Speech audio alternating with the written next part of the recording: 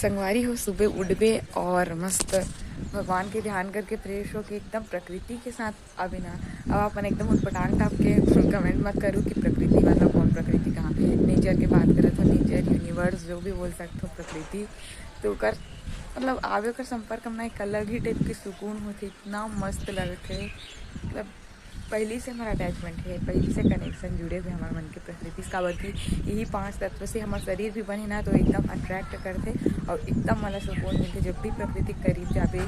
तो मैं तो रोज़ के सुबह के उठता हूँ ना ऐसी छत में आता हूँ, खबर की बाहर तो नहीं जा सकूँ सुबह ले तो कर सकी छत में आता हूँ, मस्त ना एकदम मस्त लगता है। आप मन ही महसूस करो मस्त हवा चलते हुए और एकदम ये पेड़ पौधा मतलब देखता हूँ मन लगाया हवन घर में और एक तरफ के आसपास के व्यू ला देखा था आप मन ला।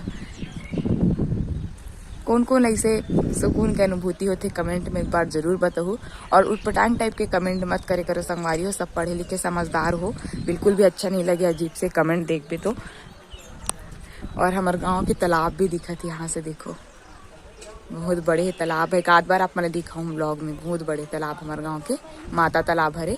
एक बड़े वाला जो पेड़ दिखत ना ओकर नीचे में शीतला माता का मंदिर है, अगर आप मन ला कभी जाऊँ ना तो दिखाऊँ पास से सब ला।